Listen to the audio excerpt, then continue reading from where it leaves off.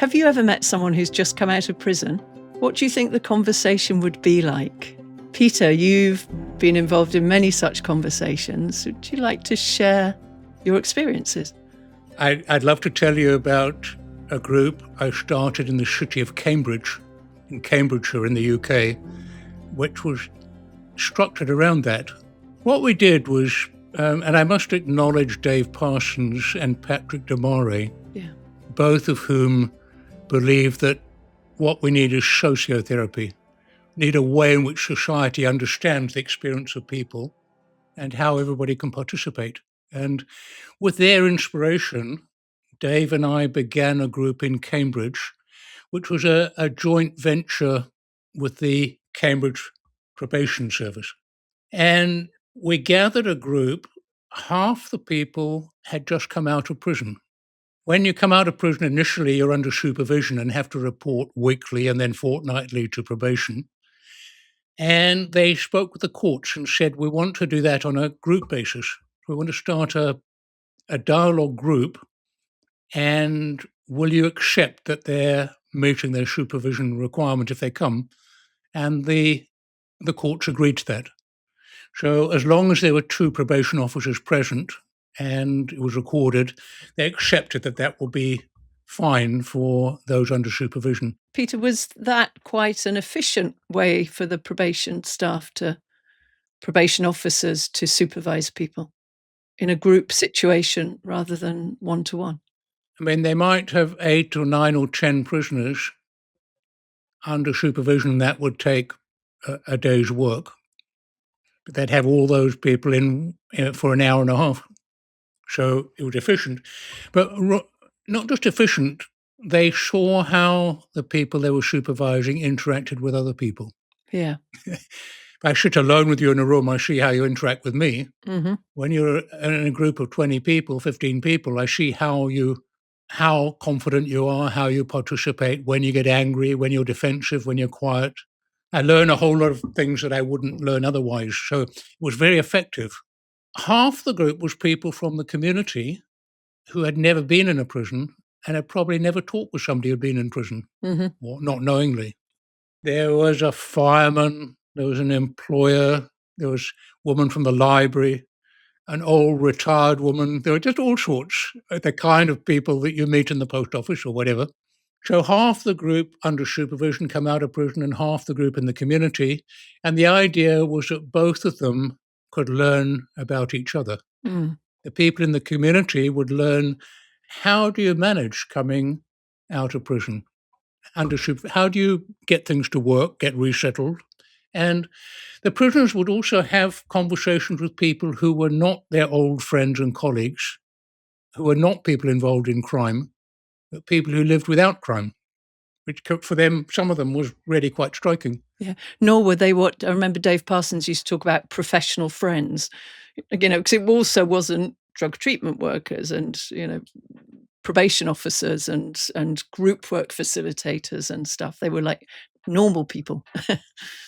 So I ran a group over 3 sessions for probation officers. Yeah. To understand the nature of the group and how to participate in it well. And that got them quite excited. You can easily get bored with your job, but they got very interested. A dialogue group, what would that be like, doing that kind of group work where you're not teaching people at all, you're talking with them and thinking with them. And then we had often more than 2 probation officers, often 3, but at least 2, which was our requirement. And we met and got talking.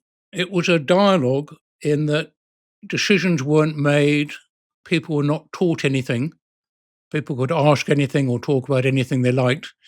But the aim was that people could think through what was happening for others. And I found it really quite enriching. It ran for about a year and a half, and then I moved on. I was unable to sustain it, but I know probation kept going with something similar. I could tell you the kind of examples, what came up for individuals.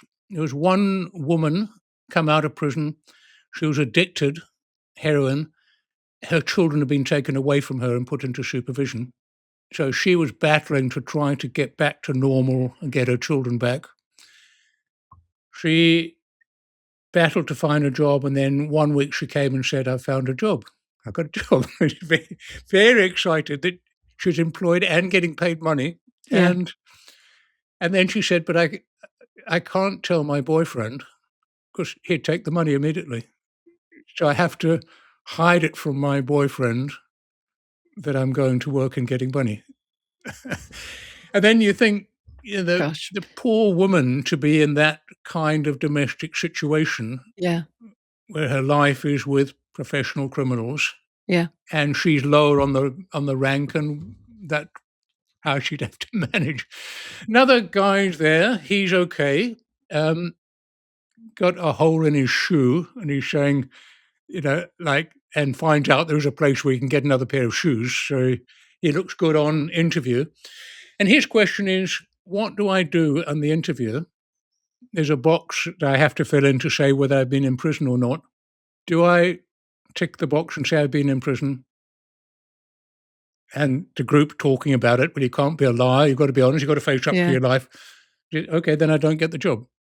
What do I do if I don't have a job and have income? Like, so then the community people are saying, some of them are saying, well, it's better to lie and get a job, and they'll get to trust you, and then tell them. Others are saying, no, you've got to take. But this is a real issue. How do I tackle that?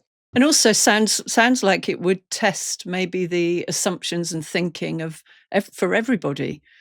Because if Yeah, I'd be like, "Yeah, you just tell them, of course you should, that's the right thing to do," but then the reality of what happens if you do that, I don't have that in my life, so I don't have to think about it, but it makes you think from a different perspective, I think. changed me. I know years later when a guy came and asked if I had any work. Said, "What?" He said, "I'm a painter." And he said, "I've come out of prison. I'm having difficulty getting work." I said, "Fine, you can come and work for me." Mhm. So he was trying to do something. Yeah, Had I not been in this group, I wouldn't have employed him. I would have thought, no, I don't want my house at risk. I don't want that. Another guy saying, genuinely asking the employer, the fireman, and so on, like, what do you do when you don't have any money? Saying, well, I go to the bank and ask for an overdraft, use my credit card, borrow. He said, how can I do that? I said, I don't have a bank account. I can't get a credit card. I've just come out of prison. They said, what do you do then if you don't have money? I said, well, I go into a shop and I steal a tape recorder or whatever, and I go into the pub and sell it. Like, that's how life works for me. yeah, kinda get real, yeah. These, these are big eye openers. Yes. Another one, as people are getting more open and more honest and genuine, the guy says, well, a great day yesterday, I stole quite a good car. Wow. So obviously, you have to have protocols for a group like that, I was and gonna you say that. can't. What did their probation officer say? Somebody admits a crime, you have to deal with it, and that was duly recorded and taken up. But in the group, the guy saying he stole a car, Yeah.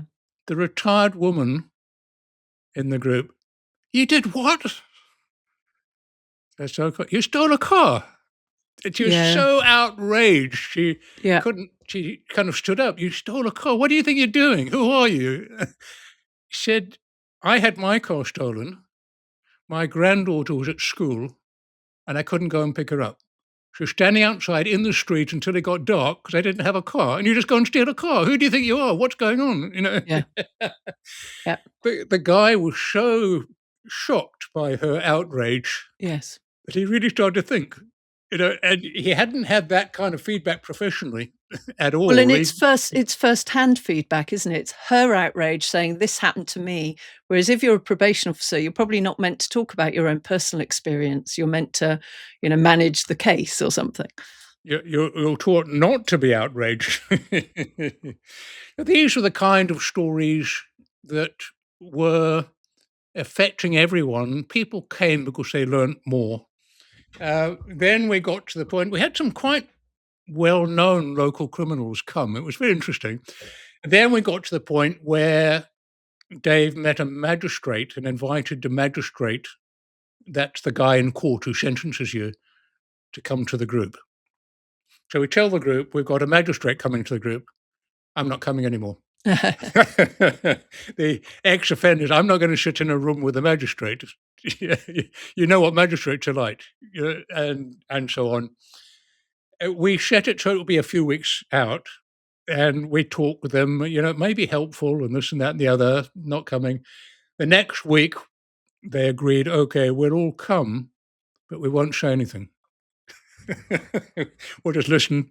Magistrate can say what he likes. I know what a magistrate's like. Of course, when the magistrate comes, they have the biggest conversation you've ever heard. Like, it's really, Yeah. and the magistrate's saying, "You got to help me. You guys don't tell me enough. I've got you in court. You don't explain the things I need to hear. This is what I have to think about when I sentence you, and you're not telling me what I need to know. So when you're in court next time, look at me like I'm a person, and if I knew what you know, I would treat you well." So and they were just stunned by the value of getting to meet a magistrate. Yeah. And of course, the magistrate was really enjoying meeting the offenders and doing Yeah. so in the strengthening the community and so on. So we've told other stories about, different perspectives, more organizationally, different roles, different responsibilities, different departments. These are people whose lives are really affecting each other. If I steal your car, or you're the magistrate sentencing me, but would normally, because they're not in the same organization, have no way of coming together. So they're starting to come together and really tell their stories and learn from each other and learn about themselves, learn about other people. It was a wonderful experience. Often in criminal justice, the officials are helping the criminals, Yeah. advising them, telling them what to do, disciplining them, whatever. Here it was an equal group. Everybody learned from everybody else. It led you to say, do we really need to be putting all these people into prison? Should we as a community be dealing with this differently? It became a very enriching social conversation about the health of the community. And there are many stories of dialogue at work. I just think that's a really valuable one for me. Yeah, very interesting, and an interesting question you raise at the end for society to think about. Thank you. Thank you for sharing it. Thank you for listening. See you next time. Thanks, Jane. Bye.